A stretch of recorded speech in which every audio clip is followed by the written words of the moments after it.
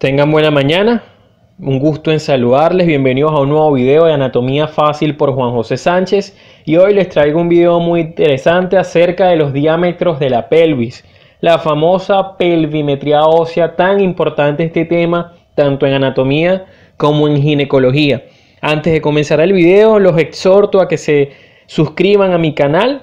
Aquí en la esquina inferior derecha encontrarán un link que al darle clic quedarán suscritos al canal para poder tener un acceso completo al contenido del mismo. Entonces, bueno, sin más que agregar, comencemos. Cuando nosotros hablamos de la pelvis, muchachos, hablamos básicamente de dos grandes cavidades. Sí, es la cavidad más inferior o la parte más inferior de la cavidad abdominopélvica. Es muy importante esta línea que aquí les marco, que es la famosa línea terminal. Esta línea terminal la consiguen en muchas literaturas con el nombre de línea iliopectínea, porque tiene parte del ilion, del hueso ilíaco, y parte del pecten, que es la parte del pubis. Entonces esta línea terminal básicamente me va a dividir la pelvis en dos, en una zona que queda por debajo de la línea terminal. Oigan bien, esta línea terminal es conocida también como estrecho pélvico superior. Lo que me importa ahorita que sepan es que la cavidad que me queda por debajo de la línea terminal es la que vamos a conocer como pelvis menor, también con el nombre de pelvis inferior o simplemente pelvis verdadera. Ahora, toda la cavidad que es esta que está aquí sombreada en verde, que me queda encima de esa línea terminal, es la que nosotros denominamos entonces pelvis mayor, pelvis superior o pelvis falsa. ¿Ok? ¿Por qué la denominamos pelvis falsa? Porque realmente las estructuras pélvicas se encuentran por debajo de la línea terminal.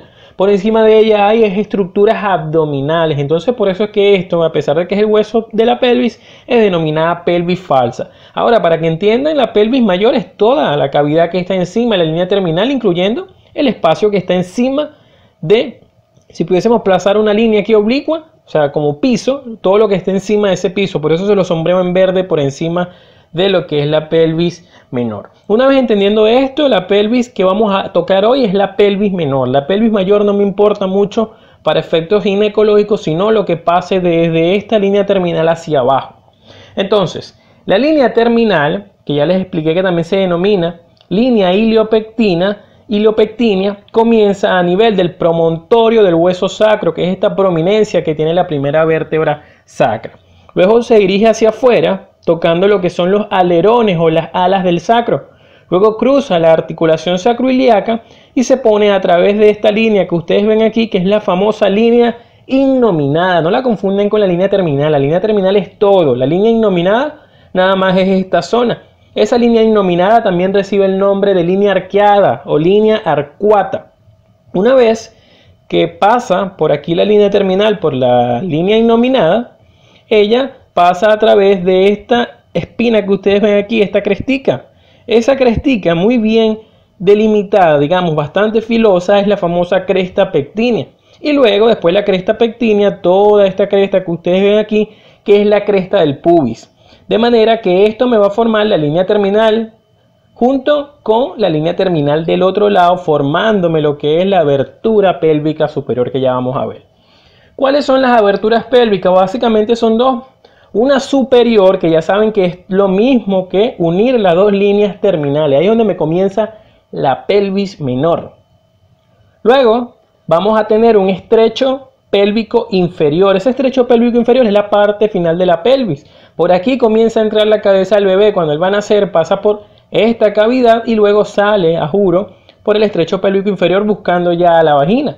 Entonces, el espacio que me queda entre el estrecho pélvico superior y el estrecho pélvico inferior, que ya lo vamos a ver a más detalle, es lo que se conoce como pelvis menor, cavidad pélvica, pelvis inferior o simplemente pelvis verdadera. Todo lo que me quede encima del estrecho pélvico superior, recuerden entonces que es la pelvis mayor, que no vamos a tocar más en este video. Vamos a comenzar entonces con los diámetros que hay en cada una de estas zonas, comenzando con los diámetros del estrecho pélvico superior. Este estrecho pélvico superior es la entrada básicamente a la pelvis. Vamos a encontrar tres tipos de diámetros: antero-posteriores, transversos y oblicuos. Cada parte tiene esos tres diámetros. Esos diámetros antero-posteriores van a ser específicamente tres. Vemos esta imagen lateral, más o menos para que se ubiquen. Este es el hueso sacro. Esto sería el promontorio del sacro, esta es la quinta vértebra lumbar y esta puntica que ven aquí el coxis. Esto que vemos aquí hacia adelante es básicamente la sínfisis del pubis. Ojo, es imperativo, es muy necesario que ustedes conozcan la anatomía del sacro y la anatomía de los huesos coxales. Yo los invito a que vean videos míos, les dejaré el link al final de este video para que vean. Aquí en la esquina superior derecha también le pueden dar clic y llevarlos automáticamente a esos videos, porque si usted no domina la pelvis y el sacro no va a poder entender jamás estos estrechos. Entonces, esta sería la sínfisis del pubis, es decir, esto es anterior y esto es posterior. Entonces, como les venía diciendo, son tres diámetros anteroposteriores. Esos diámetros anteroposterior también reciben el nombre de diámetros conjugados. Entonces vamos a empezar con el diámetro anteroposterior o conjugado superior. Este diámetro va a ir desde el borde superior de la sínfisis del pubis hasta el promontorio del sacro. Es por eso que recibe el nombre de diámetro promontorio suprapúbico.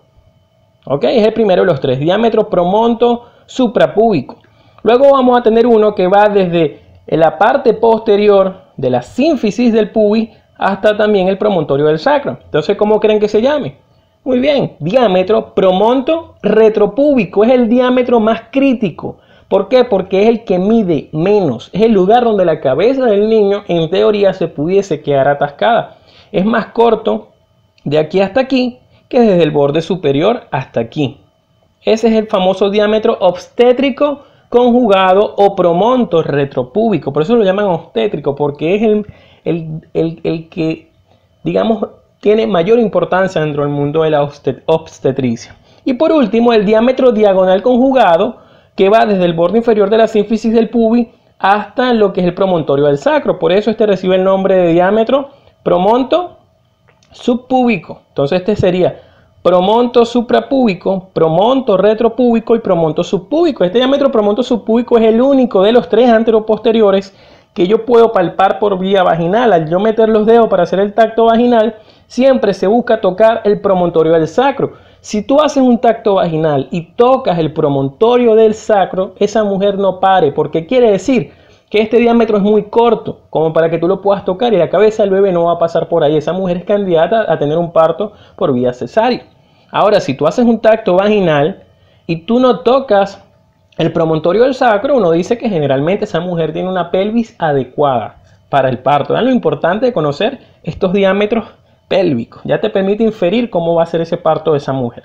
Esos serían entonces los tres diámetros anteroposteriores. Luego tenemos el diámetro transverso, el estrecho superior, que pasa por la parte más ancha de esas líneas innominadas. ¿Ok? No necesariamente es por el centro de la pelvis, sino por la parte más ancha.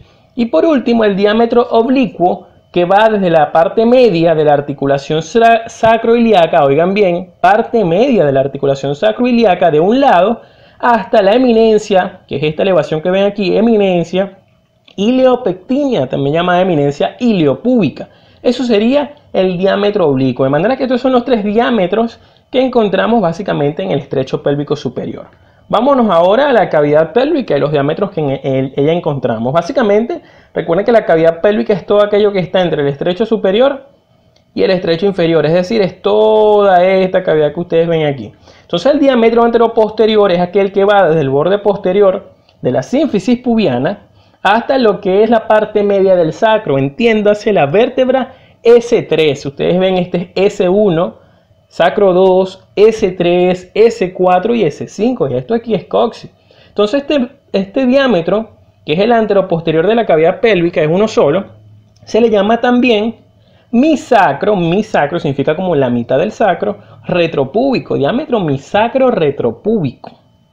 Ahora bien, vamos ahora con el diámetro transverso de la cavidad pélvica. Aquí en las imágenes es muy difícil encontrar que la puedan explicar, por eso tienen que prestar atención.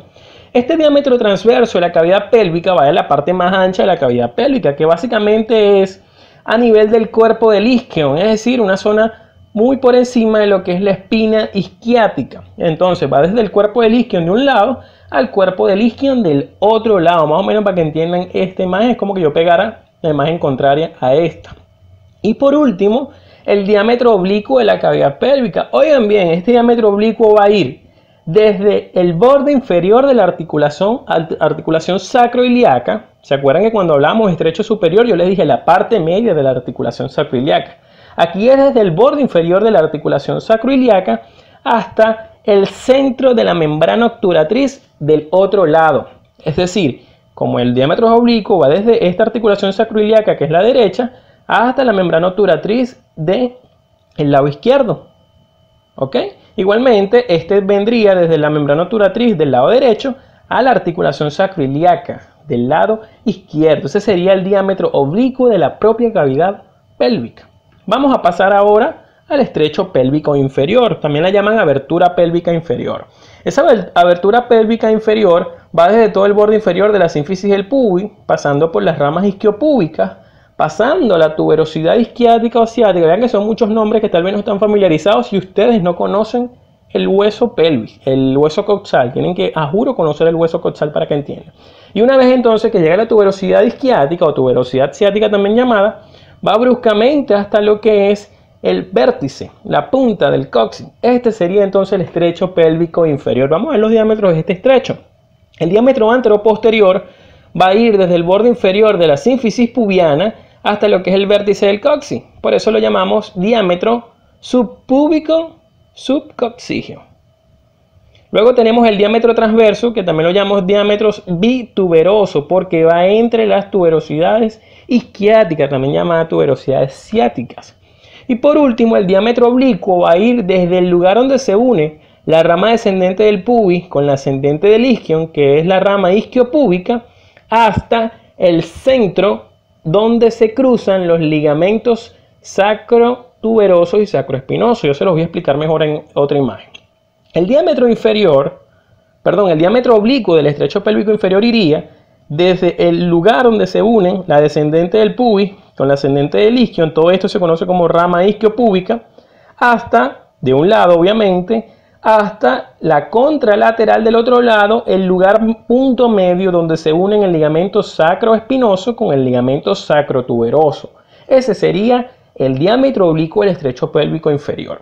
Entonces, de acuerdo a la forma que tenga la abertura o el estrecho pélvico superior, Caldwell y Molloy crearon una clasificación de la pelvis en 4 tipos. Hablamos de una pelvis ginecoide, que es la que tiene la mujer. El 50% de las mujeres tienen esta pelvis, y la pelvis ideal para parir. Sus bordes son muy armónicos, de hecho tienen una forma más o menos circular. El diámetro anteroposterior es muy parecido al diámetro transverso. Luego tenemos la pelvis androides, que es la propia del hombre. Si tú llegas a ver una pelvis androide en una mujer, esa mujer no va a parir. Y generalmente se ven mujeres de raza blanca. En esta pelvis androide es una pelvis más ovalada en sentido anteroposterior que en sentido transversal, la famosa pelvis en forma de corazón. Luego tenemos la pelvis antropoide, que también se ve más que todo en el hombre y en mujeres de raza negra. Esta pelvis antropoide es un poquitico larga, ovalada en sentido anteroposterior, pero muy poco ancha en sentido transverso. Y por último, la pelvis platipélica, que es la menos común de las 4 pelvis, en la cual el diámetro transverso es mucho más largo que el diámetro anteroposterior.